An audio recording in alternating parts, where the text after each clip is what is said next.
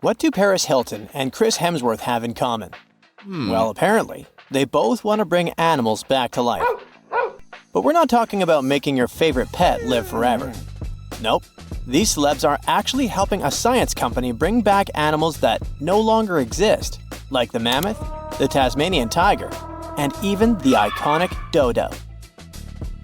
If everything goes according to plan, these fascinating creatures could be walking among us again by 2028. This groundbreaking effort is led by a company called Colossal Biosciences. At this very moment, they're working on a way to revive the core genes of animals that disappeared from Earth ages ago. The idea is to replicate those genes using DNA from a close living relative. If that's all Greek to you, don't worry. We'll break it down a bit later. So, the mammoth is one of the animals they plan to bring back, and people are especially hyped about it. These incredible, massive creatures roamed parts of Africa, Europe, Asia, and North America until about 4,000 years ago. Some people might mix them up with modern elephants, but there are some key differences. For starters, they had huge curved tusks that curled inward and were used to dig for food. They also adapted to survive in freezing climates, like having 2 layers of thick fur to keep their blood warm. But mammoths and elephants do have a lot in common. The woolly mammoth shares 99.5% of its genes with its closest relative, the Asian elephant. That's huge because it means that mammoths are genetically closer to Asian elephants than Asian elephants are to African elephants, for example. The company's bold plan is to create a living, walking elephant-mammoth hybrid that looks just like the ones that used to roam the planet. This animal will look like, walk like, and even sound like a woolly mammoth, but most importantly, it'll be able to live in the same ecosystem that the mammoth left behind.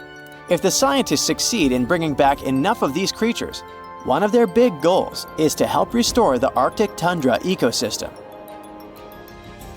But how do they actually plan to create the mammoth? Here's their plan. First, they need to find well-preserved samples of woolly mammoths in places like Alaska, for example. Then they'll need to sequence the mammoth's genome and the genome of its closest relative, the Asian elephant. The next step is to identify the important genes that made the woolly mammoth perfectly adapted to cold temperatures, like its shaggy hair, curved tusks, and dome-shaped cranium.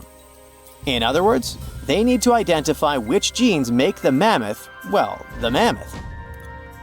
Now comes the interesting part. They will use top-notch gene editing tools, kind of like scissors, to cut the Asian elephant DNA and replace those spots with the mammoth sequence. This will allow them to create a new cell line and, later, an embryo. This embryo will grow inside a healthy female Asian elephant, who will be the surrogate. And just like that, a new, cold-adapted elephant will be born. Or at least, that's what scientists hope. Specialists predict that this Mammoth 2.0 could be on Earth as early as 2028. The reason it will take a while is that their gestation period is around 22 months.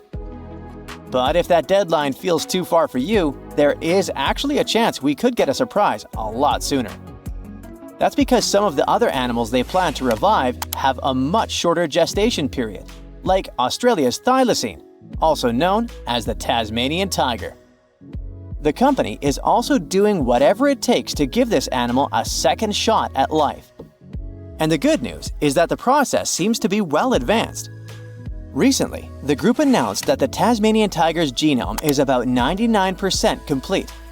This animal was native to the Australian mainland and the islands of Tasmania and New Guinea.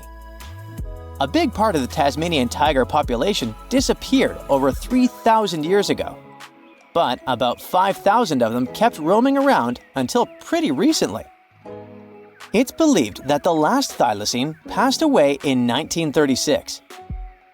To revive the Tasmanian tiger, scientists first need a sample of the ancient animal. So they took RNA molecules from a 110-year-old preserved head that had been kept in ethanol. The team was really lucky because it's rare to find old samples that are so well preserved. allowing scientists to use advanced DNA analysis techniques. And by that, I mean they did a full, complete analysis. By studying RNA samples from important tissue areas like the tongue, nasal cavity, brain, and eyes, experts were able to learn a bunch of interesting things about the Tasmanian tiger. They could figure out how its brain worked, and also what this beast could smell, see, and taste. By the way, these semi-nocturnal animals had a special appetite for small rodents, lizards, and birds. After finding the perfect sample, the process of reviving it will be pretty much the same as with the mammoth, but with an elephant as a DNA donor, of course. In the case of the Tasmanian tiger, its closest living relative is a small marsupial called the fat-tailed dunnart. Even though this animal is small, it is a ferocious carnivore. So experts believe the whole DNA editing process will work just fine with its sequence. Their goal is to turn a fat-tailed dunnart cell into a thylacine cell. To accomplish that, they did more than 300 unique genetic changes into a dunnart cell. So there is no doubt they're pushing all the boundaries to make the dream of reviving animals a reality. This project also plans to revive the iconic dodo. You know, that funny-looking bird from the paradisiacal island of Mauritius in the Indian Ocean? And here, things get a little trickier, since we don't know much about this creature, which has origins that go back about 23 million years. Basically, the only clues we have about what dodos looked like when they were alive come from a handful of drawings, paintings, and written descriptions from the 17th century. But since those pictures are all pretty different from each other, and only a few of them were based on real live dodos, we're still not 100% sure what they actually looked like. And as for how they behaved, well, we don't know much about that either. That's why reviving this long-absent legend will be super interesting and really enlightening. The sample they used to extract an old dodo genome came from a skull in the collection of the Natural History Museum of Denmark. And the dodo's closest living relative, which will provide the host cells, is the Nicobar pigeon, a gray bird with colorful features found in the Andaman and Nicobar Islands in India. If everything goes smoothly, in a couple of years, we might see the fabulous and iconic dodo with our own eyes. Reviving animals might sound impossible, but science and technology together can be a real game changer, not only by protecting today's animals, but also by restoring species that disappeared from the planet long ago. Actually, we've already pulled this off. A wild goat called the bucardo, also known as the Permian ibex, went extinct in the year 2000. But 3 years later, scientists managed to bring it back to life, using a method pretty similar to what we've talked about in this video. It took 57 tries, but one of them finally worked, and a bucardo clone was born. Unfortunately, the animal only lived for 10 minutes. You might think that wasn't a success, but it was actually a huge step forward in the whole animal revival field. Now, specialists can only hope the project to bring back the dodo, the mammoth, and the Tasmanian tiger go a bit better.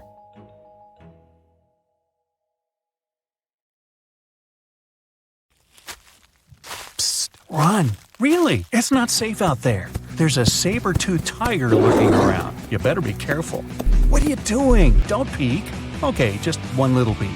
How's this possible, you ask? That's because you're in virtual reality, of course.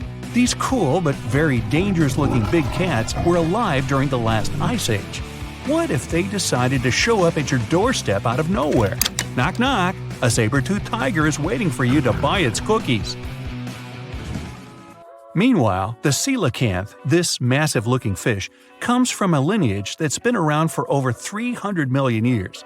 We thought they didn't exist anymore until 1938, that is, when a live coelacanth was found again. Since then, they've been roaming the waters of the east coast of Africa and the waters of Sulawesi, Indonesia. Man, I wouldn't want to go for a swim and meet one of these fellas face to face.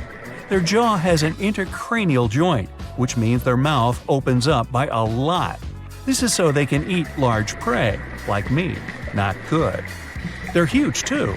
Imagine a fish that's as long as you're tall and weighing as much as an average human. The takahe, a flightless bird, was thought to be gone in the year 1898. They're very cute, small and multicolored, usually not taller than your knee. But picture this. You're out for a hike in the Murchison Mountains. Looking around, you spot the bird you thought was extinct. But there they are, as happy as ever, surviving and chilling. Whole colonies of takahes was indeed found just 50 years after they were pronounced extinct. Good job, tiny little birds! A singing dog. Ever heard of those? Riley does sing sometimes when he's bored or hungry, but these are real performers. New Guinea singing dogs. They've been only recently discovered again in the wild for the first time in 50 years. Still, they were never completely extinct to begin with. New Guineans made sure they were safe next to them. But in the wild? Very rare and hard to catch a sight of. Look, there goes one. The New Guinea singing dogs are called so because of their famous high-pitched singing. They sometimes sing together too. A dog choir of sorts, where they all howl together. I bet they sing better than I do in the shower. Not going far from this area, we have bats, but these ones are sort of different. You see, their ears are enormous. I guess that's why they're called the New Guinea big-eared bats. Clever. The species was found again when one of them was accidentally caught in a bat trap. Until then, I guess they were playing hide-and-seek with us, because up till 1890, they had been thought to be gone. They're still not out of the danger zone because of habitat loss. Imagine you discover a fossil of a species you thought had been extinct for a long time, yet 2 years later, a whole living group of said species is found. Well, this is exactly what happened in 1977 with the Majorcan midwife toad. It's sort of brownish in color with darker brown that makes up its skin spots. Other than that, it's just a small toad with googly eyes. The group of live toads was found close to where the fossil was, on the island of Majorca. There aren't many of them left, about 500 in fact, and as of right now, they're declared vulnerable by the International Union for Conservation of Nature. Now, are you a fan of tortoises? You will be when you take a look at this huge beauty. It's called the Ferdinanda Island Galapagos tortoise. It hasn't been seen since 1906, but on February 17, 2019, we were finally able to look at one of these beautiful creatures. It's probably out there with a few of its mates right now, but they also don't allow themselves to be seen. We only know they exist because there's a few tracks and scents. With yet another frog, we have the horned marsupial frog. They're out and about in Ecuador, in the Chocó Forest to be more specific. They're called this way because of their distinctive horns directly on top of their eyes. You know the pouch kangaroos use to carry their offspring? Well, the female horned marsupial frog also has that, except it's on the back, so it acts as sort of a backpack. They develop their embryos there, and when they're ready to come out, they hatch as complete infants, unlike regular frogs where they start out as tadpoles. One more toad, the starry night toad or harlequin toad. They're black and covered with loads of white spots all over them. Lost for 30 years, it was discovered back in 2019. Picture them as big bodyguards, water bodyguards to be exact. Oh, that's a very big toad on your screen. Well, for the Arhuaco people, that's exactly what they are, guardians of water. They also have their own name for them, Guna. Sounds like a cheese. When scientists found them yet again, they came across 30 of these little creatures, but initially, they were expecting only one. Well, what a nice surprise. Here's a tiger for you, although it doesn't quite look like your typical tiger. It's called the Tasmanian tiger, and it seemingly disappeared since 1936.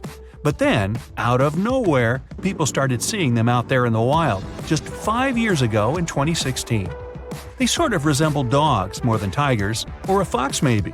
Just take a look at its muzzle. Maybe even a mix of both. Then, a few others started popping up too. And if you happen to think you're seeing one right in front of you, but you're not quite sure, check if they've got stripes on their back. They're definitely out there, but still technically marked as extinct by the IUCN. Okay, picture a horse that looks straight out of a movie scene. Tiny, gorgeous fur, very well behaved. It's tiny, but it's not a pony. It's a Caspian horse. They have an interesting backstory to them. They were discovered by Louise Leyland, who got married to an aristocrat in 1957. Having moved to Tehran, Iran, she didn't quite like how the horses behaved there, so she took matters into her own hands.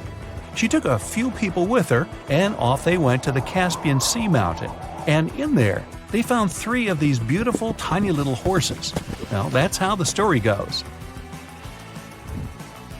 Coming up next, a possum that was found in an unexpected place. Guess where? You have 3 options to pick from: hiding in a ski resort, in the Australian outback, or in someone's apartment in the bathroom. Which one do you choose? You have 3 seconds. The right answer is a ski resort. Yes, this possum is called the mountain pygmy possum, and it's originating from Australia.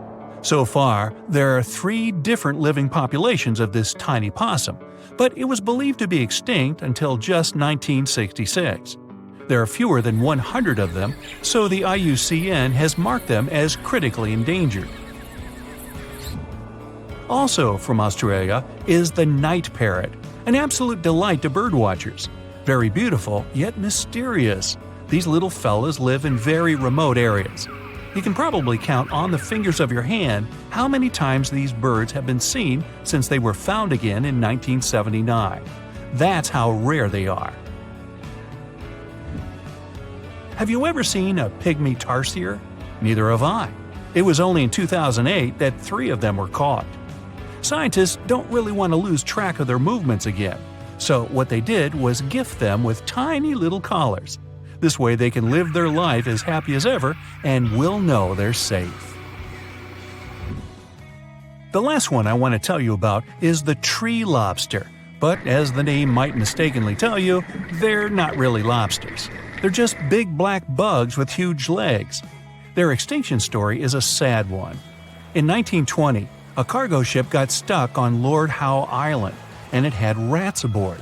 These rats fled the ship and ran straight to land. Even though tree lobsters are bigger than most insects, they're still relatively small compared to rats. The poor things never stood a chance.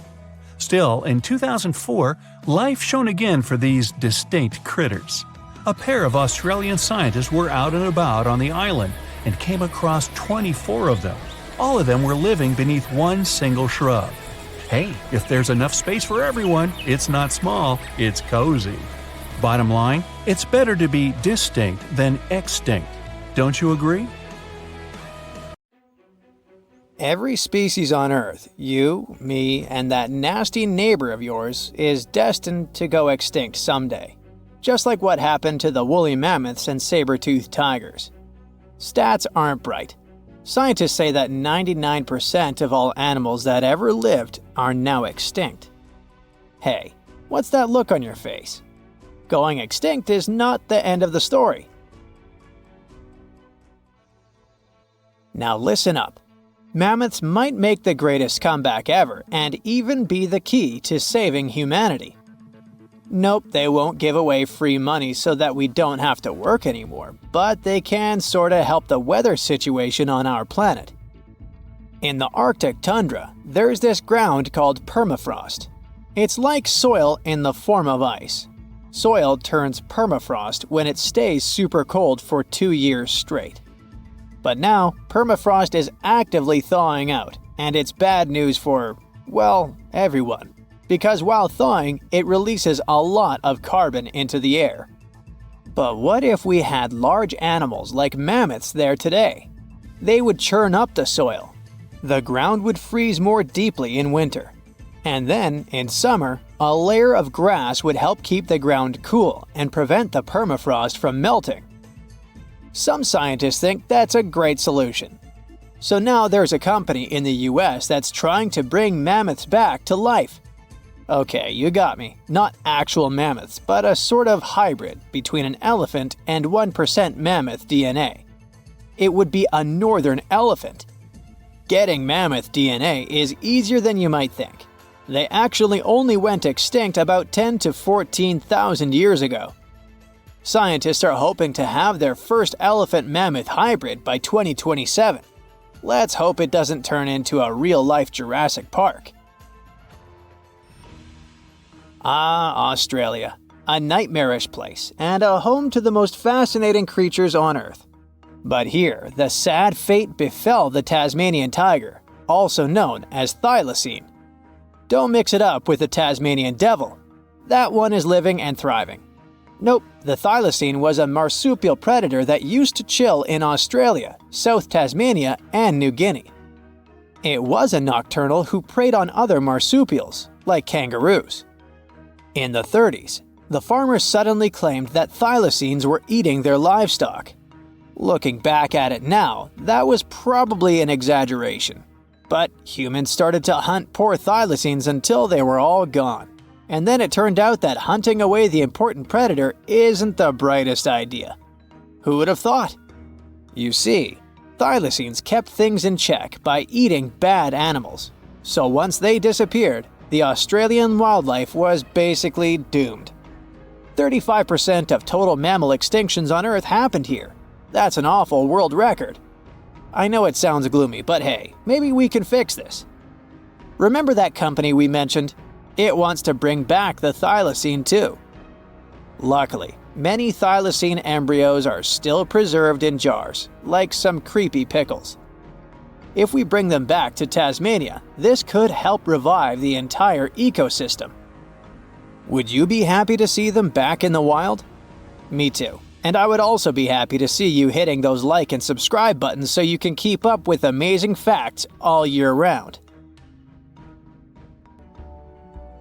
We also have some huge dreams about tiny creatures. Take a trip to Mount Hotham Ski Resort in Victoria, Australia, and here you can find the mountain pygmy possum, a tiny bundle of cuteness. These guys are super rare. We even thought that they were extinct. All we had was their fossils. But then, some skiers spotted a possum in a log pile at the ski lodge in 1966. Imagine suddenly making a great discovery while chilling on vacation. These little possums can spend 7 months of the year sleeping under the snow. They wake up occasionally to eat some stored food, and then they wake up in the spring to eat even more, find a mate, and go back to sleep again. What a relatable fella. Since they've made it into this video, you can guess they're pretty endangered. There are less than 2,000 left in the wild, all because their current homes don't fit them that well. But hooray, we can help them too. You see, their ancestors lived in lowland forests about 20 million years ago. So maybe mountain possums could live better if we moved them there? Of course, we can't just take them to the woods and expect them to survive. Instead, scientists want to slowly release possums into the forest and check up on how they get on with it. Let's hope these cute creatures will adapt to woodland life. The southern gastric brooding frog, also called the platypus frog, was quite a unique creature. It was discovered in 1972 in Queensland, Australia. Back then, this fella shocked the scientists with its super weird birthing practices. Check this out. The mother frog swallows her eggs, turning her stomach into the womb.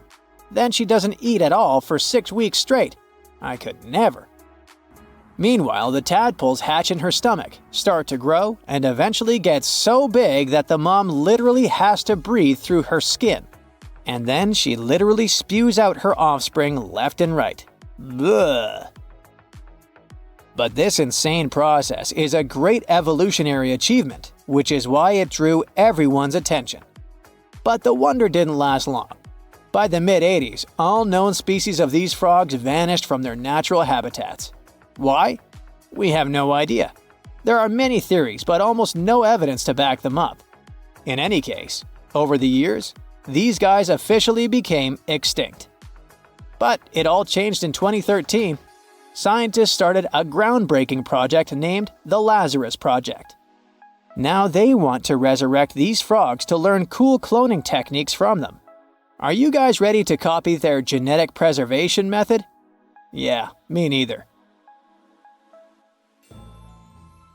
But let's dive deeper. Literally go in the water. Meet the coelacanth.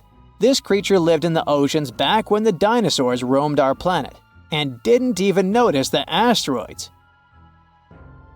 These guys are the Methuselahs of the sea. They can live up to 100 years, and they don't even start thinking about leaving offspring until they're around 55. At least they've got plenty of time to live for themselves. We actually thought this creature had gone extinct about 65 million years ago. But then, the first Latimeria specimen was discovered off the coast of South Africa in 1938. Now they're known as living fossils. And these fish are enormous. They weigh around 200 pounds. They're also super stylish, with those lobe-fished paddles that make them look like disco balls. Oh, and they're great aerialists. Thanks to those versatile fins, they can even do headstands and swim belly up. The coelacanth is also a bit of a homebody. It's not very energetic and likes to live in underwater caves during the day, only coming out at night to snack on smaller fish and squid. Another animal who's literally me. Now we're trying our best to preserve this species, and I won't be surprised if it outlives us all.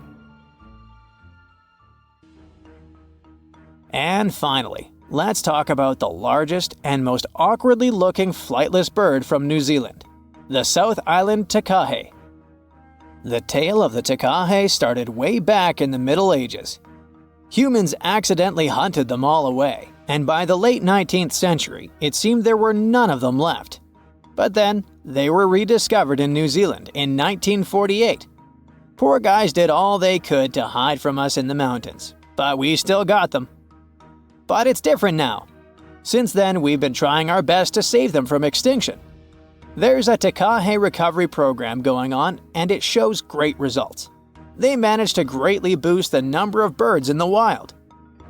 As of 2023, the takahe population has grown to around 500 birds. They're now considered nationally vulnerable, not nationally critical. It's a little progress, but progress nonetheless. Let's keep it up. Now, if Earth's history were a movie, we humans would only take up the last second of the end credits. Our planet has been around for about 4.6 billion years, but our human story began about 300,000 years ago, in Africa. Now our ancestors had some wild adventures in nature. They could have run into creatures so big, they'd make today's elephants look like puppies. The woolly mammoth is a pretty famous animal, sure. His cousin, though, the Colombian mammoth, not so much. This giant used to roam places from Canada all the way down to Mexico. Unlike the furrier woolly mammoths, which hung out in colder places, these animals had shorter hair, resembling huge elephants. They also had incredibly large tusks, like 12 feet worth of spiraling sturdy tusks. And they weren't just for show, they came in handy when facing predators. That includes our ancestors. If you think about sloths these days, you're picturing these adorably slow creatures. They couldn't possibly be in your list of most dangerous animals. Well, their grandparents might have. For starters, we call them ground sloths, and they vary a lot in size. Some were as big as rhinos, and others, like the Megatherium, were as colossal as elephants. Imagine seeing a 20-foot-long sloth which doesn't mind chewing on some meat every now and then, at least in theory. Ever heard of Bigfoot? Well, our next animal kind of looks like him, but is a distant cousin to orangutans. Meet Gigantopithecus, the largest primate to ever call our planet its home. Standing tall at 10 feet and weighing more than 600 pounds, these animals were amazing to look at in real life. Unlike Bigfoot, they weren't constantly hiding. In fact, it's believed they were peaceful and gentle creatures. Sadly, they faded away about 100,000 years ago, mainly because their food sources slowly became unavailable. Those lush, fruity forests they called home eventually turned into dry grasslands. Next on our list is the cave hyena. Weighing a chunky 250 pounds and standing 3 feet tall, these beasts were as long as a grown-up lying down. What's even more interesting about these creatures is that they love hanging out in groups. A pack could be as big as 30 of these animals, which meant they could easily take on even the biggest, heaviest mastodons. Our ancient families would have needed to stay alert around these hungry specimens. Sadly for these hyenas about 20,000 years ago, their numbers started going down. Soon enough, they completely disappeared from the planet. Quick pop quiz. What's called a tiger but isn't really one? It's the saber-toothed tiger. I mean, sure, they belong to the feline family, but they aren't technically tigers. First appearing around 42 million years ago, in July I think, many of their kind were gone before we even showed up. However, early Americans might have bumped into a couple of specimens from this group.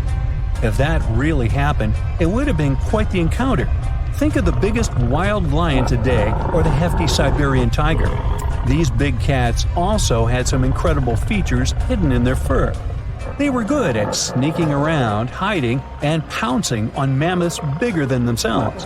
Their bite wasn't that strong, but they could open their jaws wide, like twice as much as a lion.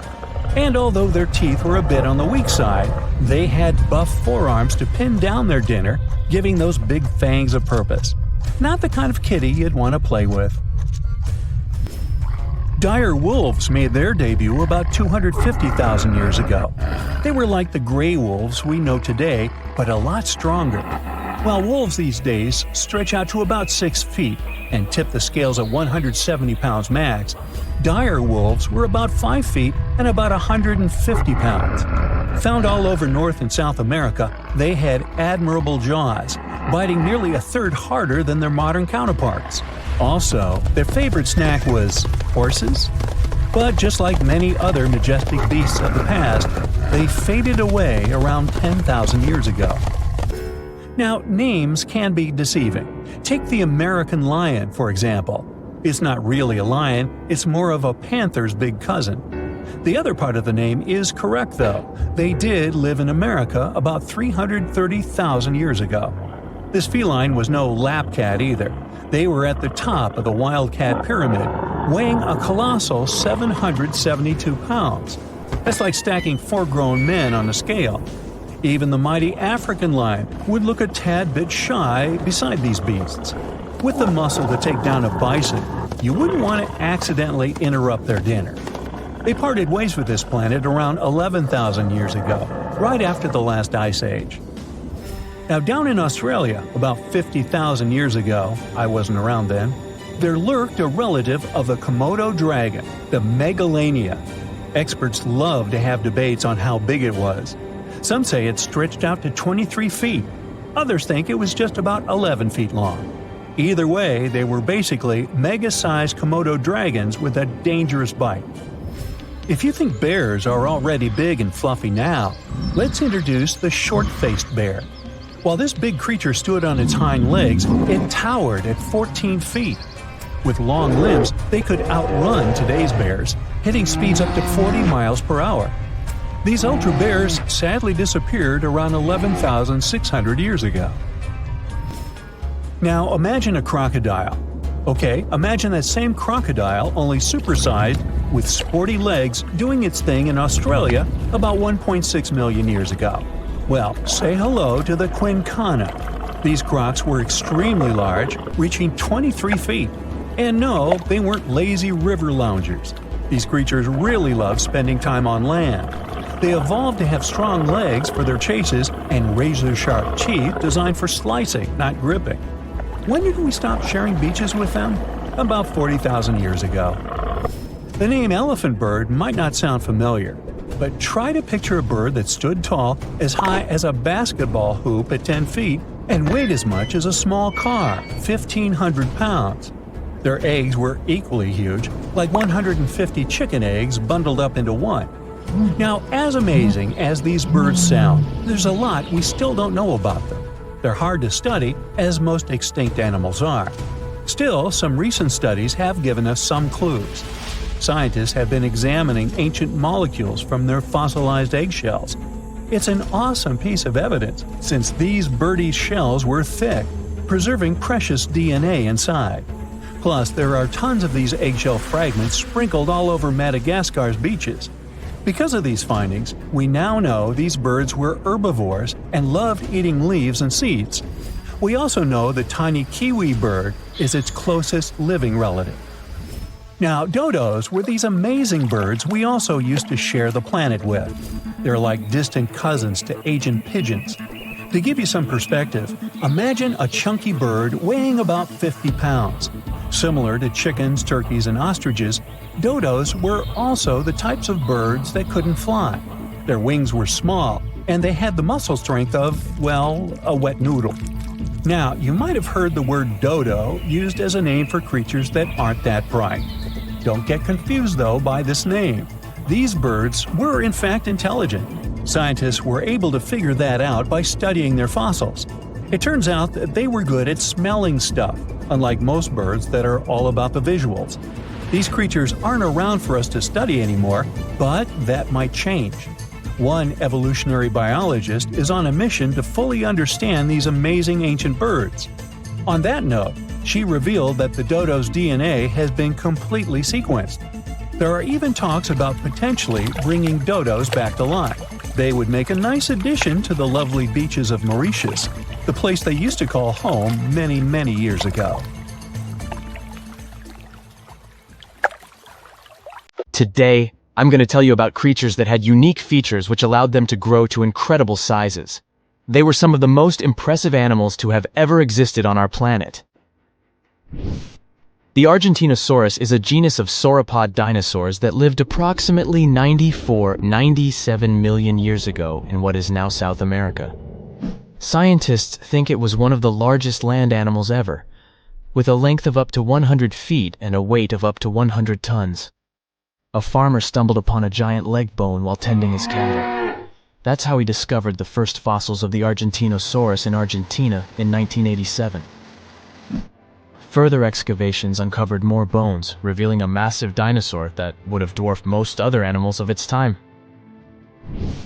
The Spinosaurus, meaning spine lizard, is a genus of theropod dinosaur that lived around 97 million years ago in what is now North Africa. It is believed to be one of the largest carnivorous dinosaurs to ever exist, with a length of up to 60 feet and a weight of up to 23 tons. The Spinosaurus is known for its distinctive elongated sail-like structure on its back. It was likely used for thermoregulation. It also had long crocodile-like jaws that were lined with sharp teeth. This allowed the creature to catch and eat large prey, such as fish, crocodiles, and other dinosaurs. The first fossils of the Spinosaurus were discovered in Egypt in 1912. The sperm whale, Physeter macrocephalus, is a species of toothed whale that is the largest toothed predator on Earth. It also has the largest brain of any animal species. It is found in oceans all over the world and can dive to depths of up to 7,000 feet in search of food. You can easily recognize sperm whales by their massive, block-shaped heads, which can measure up to 1/3 of their total body length. They have dark brown or grayish-blue skin and a distinctive wrinkled appearance.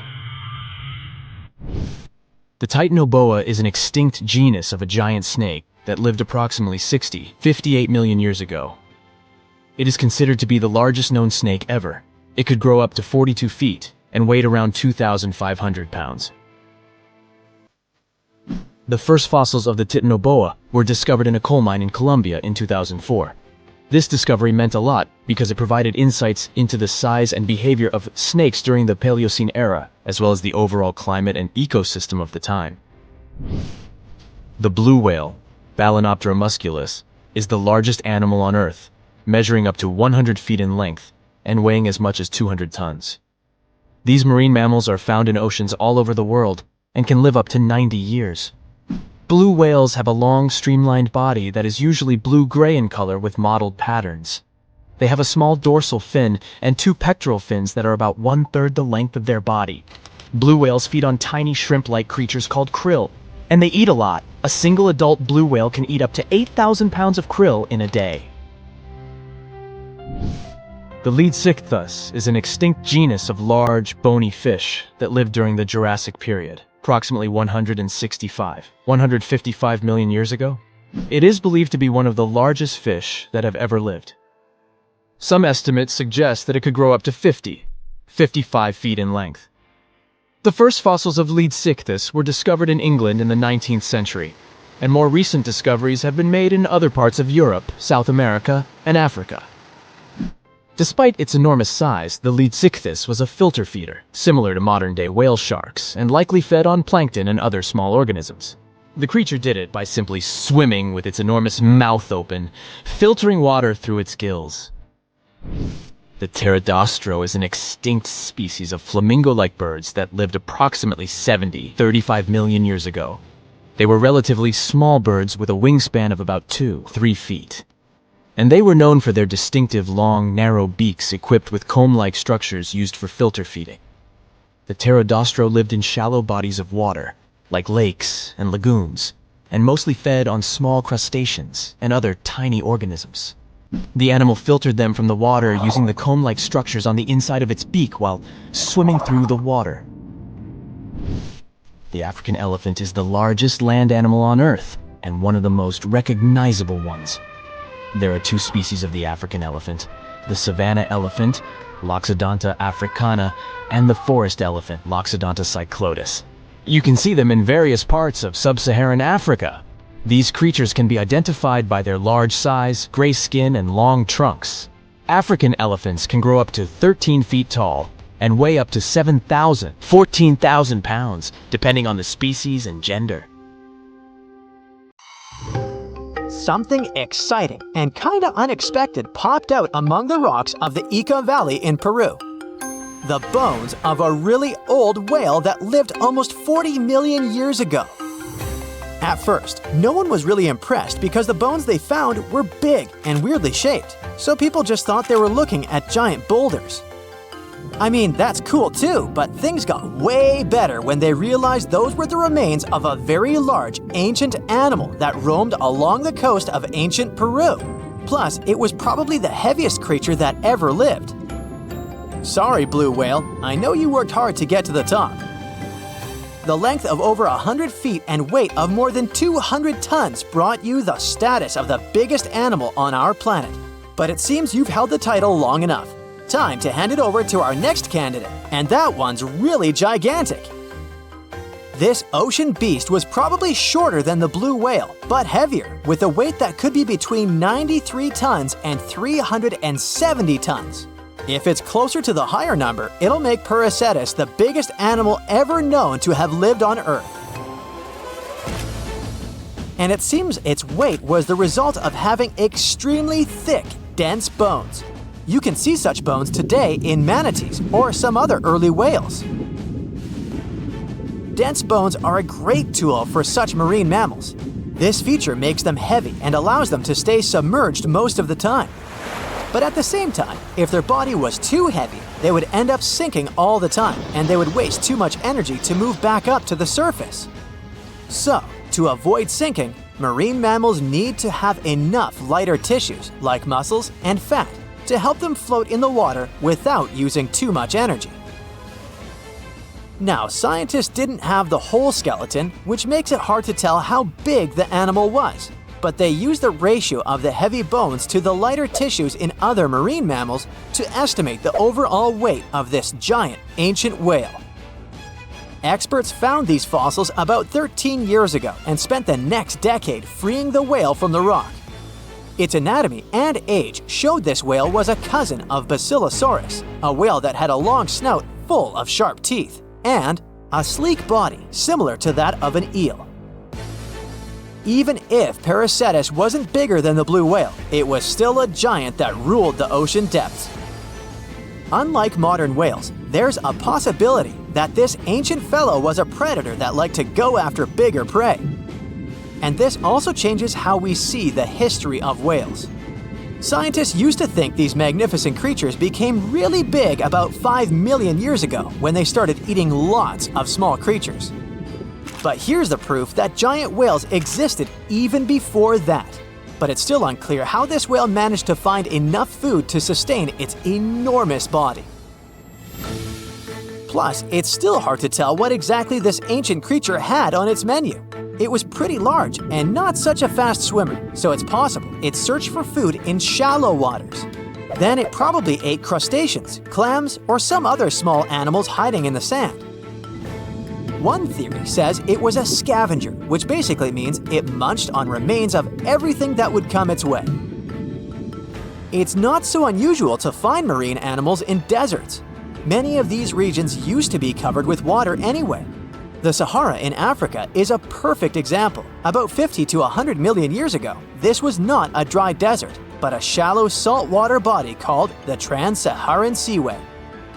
The land is not wet there anymore, of course, but people who lived in that area knew about it because they used to find old shells across the desert.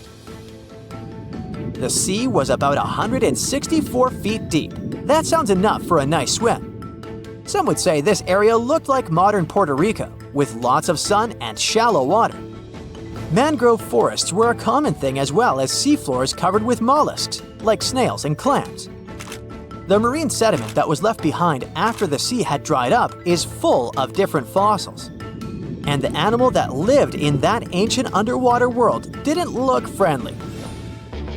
Plus, they were much bigger than their relatives from modern times, so a regular-sized human would end up as a snack, not even a whole meal. Normally, when animals live on small islands, they can become much bigger than their relatives from the mainland. This is something we call island gigantism, and it happens because there are more resources or fewer predators on islands. Maybe the same thing happened in the Trans-Saharan Seaway. Even though it wasn't an actual island, the water moved in and out, which created little pockets of water. And specific conditions in these pockets might have helped animals grow bigger. So we're talking about giant sea snakes, catfish, and fish that no longer exist today. One had incredibly strong jaws, and the animal used them to eat hard things and even crush shells. Their teeth showed they were fierce predators other animals had every reason to be afraid of. They went through some changes when it came to diet, similar to some types of piranhas. And the competition to get to the top of the food chain wasn't a joke. Not when there were also such large predators as sharks, crocodiles, and ancient relatives of elephants. Sahara went through different phases. If you could use a time machine and take a peek at Earth's largest hot desert as it was about 6,000 years ago, you wouldn't have to struggle with sand and heat.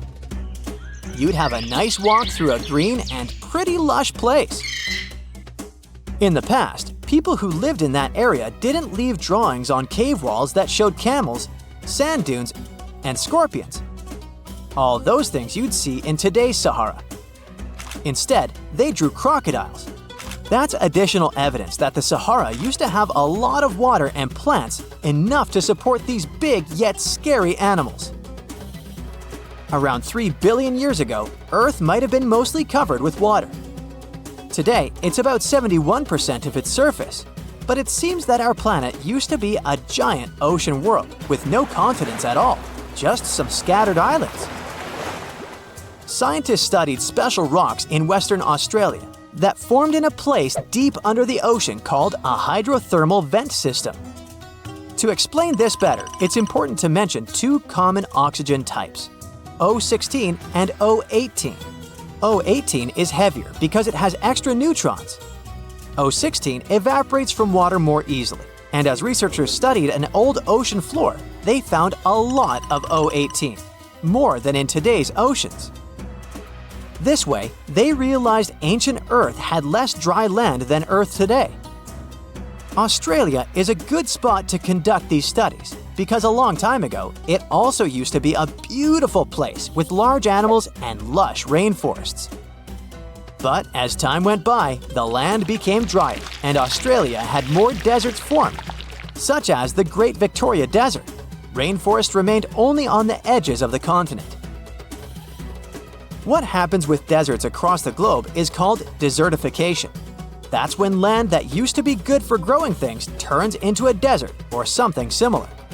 Our planet changes over time, together with its climate. But desertification also happens because of human activities, like mining, farming, and building cities. And when land turns into a desert, it's a problem because it can't support people and animals anymore. Food doesn't grow there. There's not enough clean water, and animals lose their homes. To help with this problem, there's a plan many countries agreed to. They decided to work with farmers to take care of the land, fix damaged areas, and manage water better. All in all, to make our planet a better place for life.